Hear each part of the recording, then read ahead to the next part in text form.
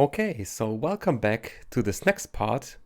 Unfortunately, the previous parts have been always interrupted by some stream crashes. The reason for that was that I was doing something on the computer, for example, pasting a lot of code, which is weird, which somehow broke the stream encoder.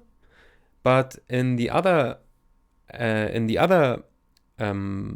problematic phases, I noticed that when I try to compile the code, this big code base of the LDSO, then this will lead to an hang up of my computer, and it will then, as an effect, also crash the stream because the stream encoder reaches a timeout, and then the stream will, of course, stop.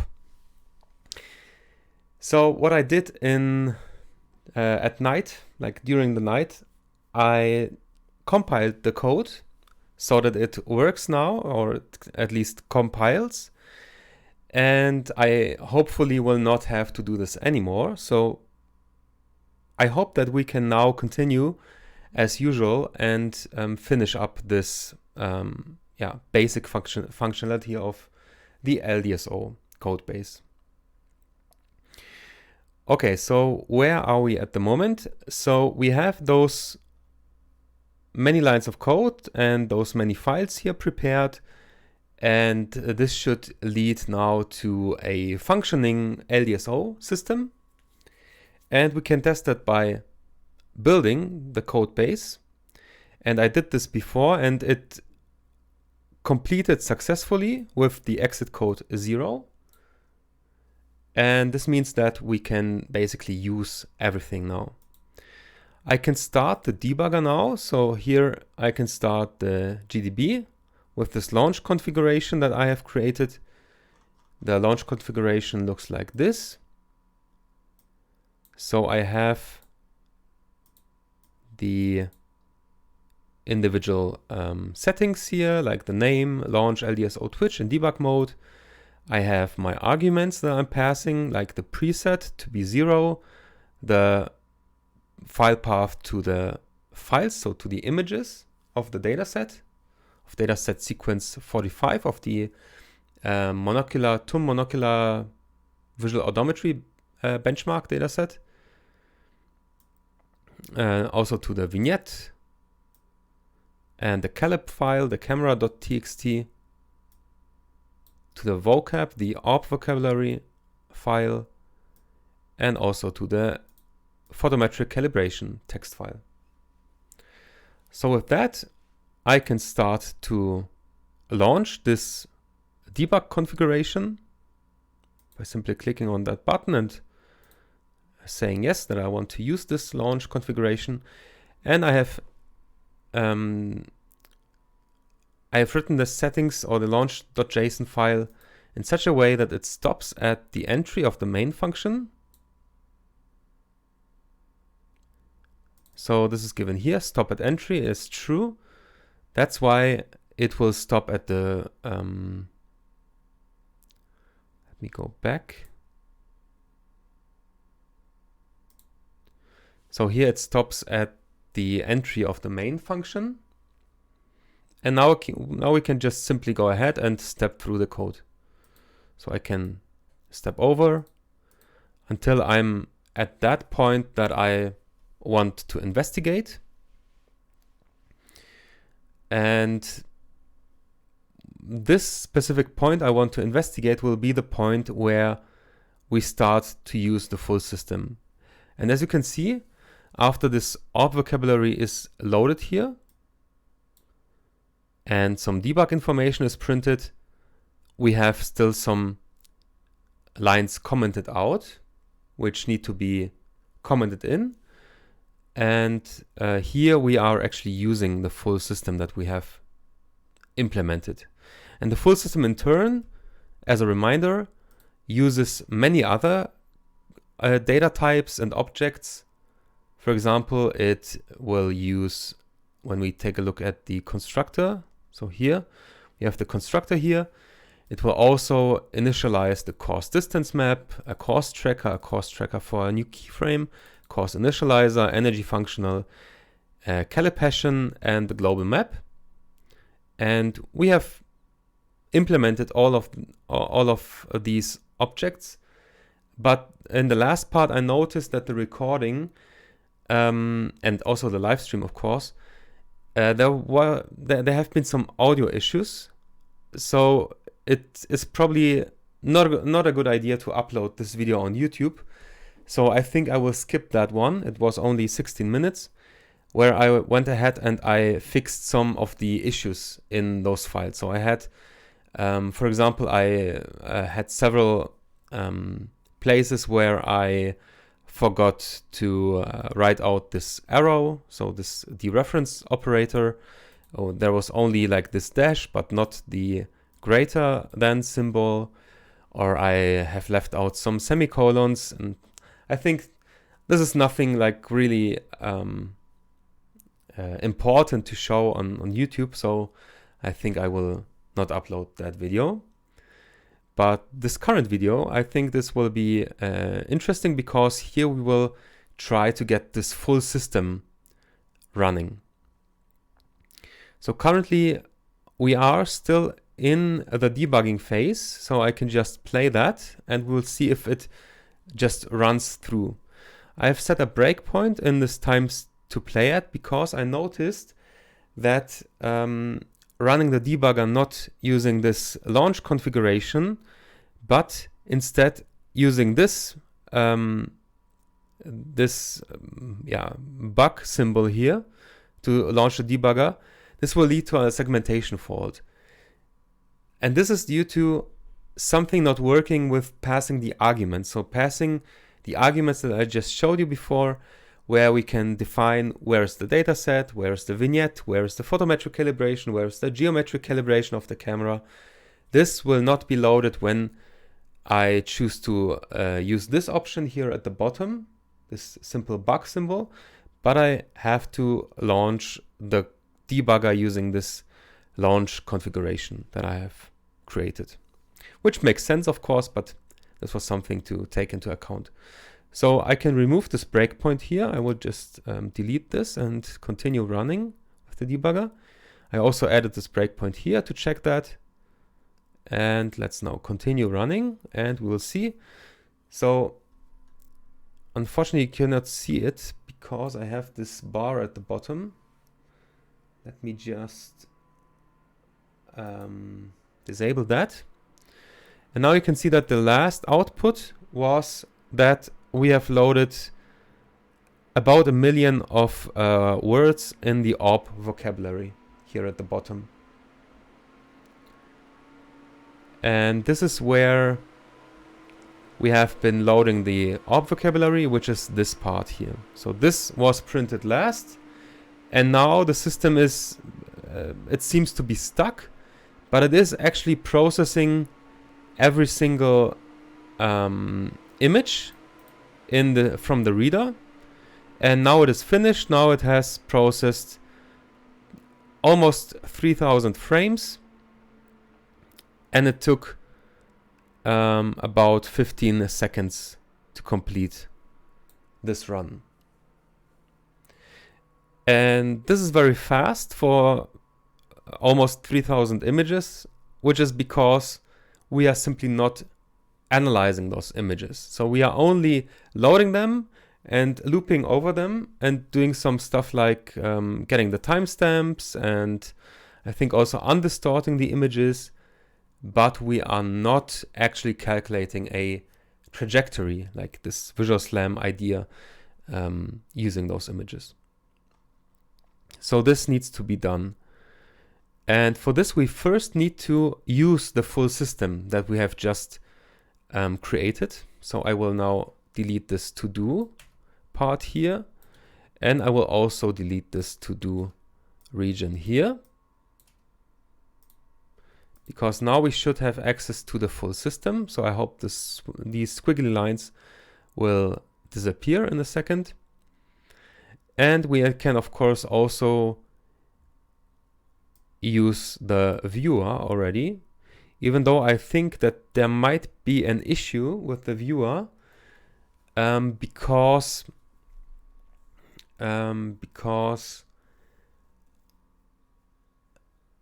the viewer, the pangolin library, which is used to display a window and the 3D graphics, this is not yet included in this third-party library, whereas for the original version there should be a pangolin folder here. So I might need to move that pangolin folder here, but we will see if this will be necessary. For now, let's comment in all the parts here, and I'm afraid I will have to recompile that because now the code was changed. But hopefully the code is prepared to use this already. Okay, this is very important. We have the full system and we add the active frame in every loop iteration when we loop over the image sequence. So this is one of the main entry points from the main function into the full system. In the end, we want to clean up the system if we have an initialization failed or we are requesting a full reset during using the user interface, for example. And then we also want to check if the full system is lost. And if the full system is lost, then we have a big problem because we cannot recover from that.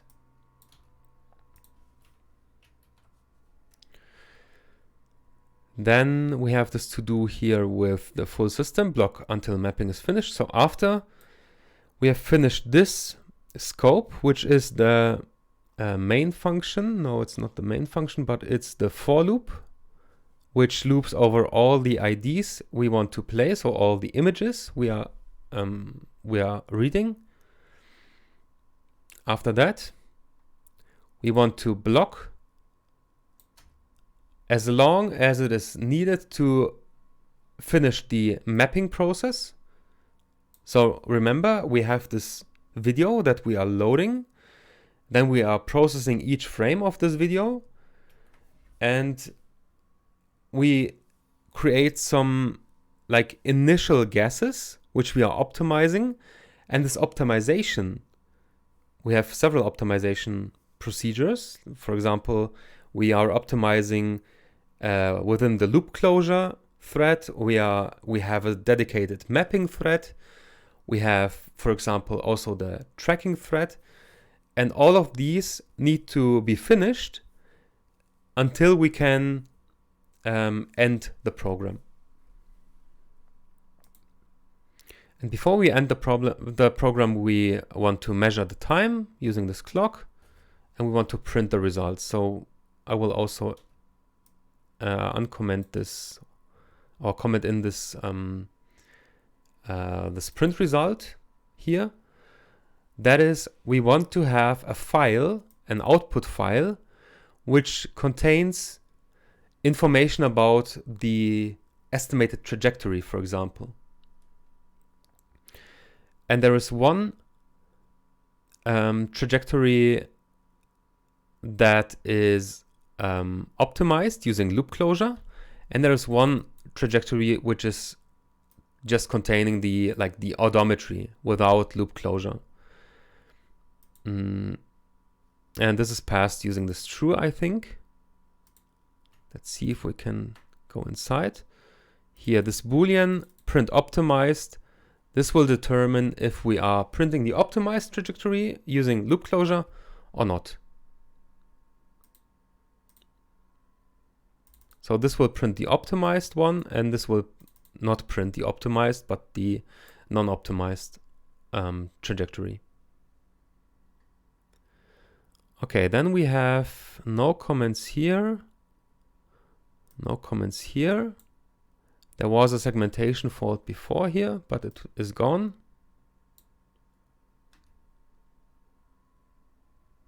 What about this code region, it does not have a code, so a comment, so it's okay. And lastly, we also want to, so this part here, this is the thread, I think. Yes, this is the standard thread where we are running like the main logic. But before we start this thread, we want to add the viewer.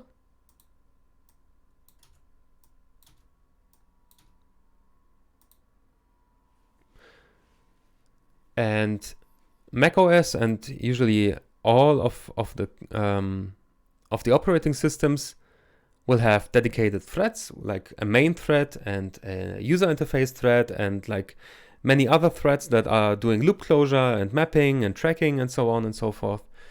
And we just to make sure that we are using the main thread, for example, for all user interface related stuff and all the calculations, for example, this main like this, how should I call it, this core full system thread, which is called run thread.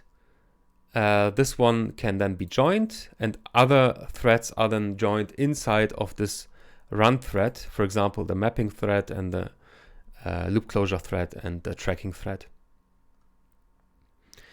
And in the end, we also want to save the 3D map as a point cloud file, a PLY file, a polygon file. And we print that we are exiting now and we return 0. And this is the whole main file, the main function, which needs to be compiled now. And this is something I'm a little bit afraid of, to start that, because this might again just crash my thread. Not my thread, but it's crashing the stream. So yeah, I hope you can understand this, that this might happen now.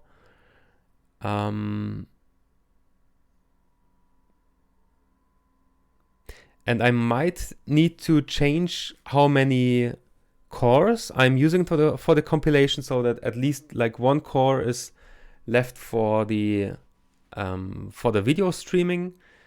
But I think I will look into that later. So let's just try it. So I saved the file, and now I will once again click on this build command, and we will see if the stream will stay.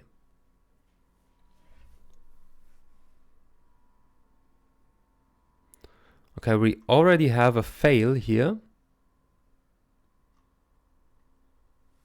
Okay, that was very quick. Full system was not declared in the scope. I'm probably missing the import, the include. This could be a problem. Yes, so here we have the include for the full system, which is of course important. And we have done this, and we have done that.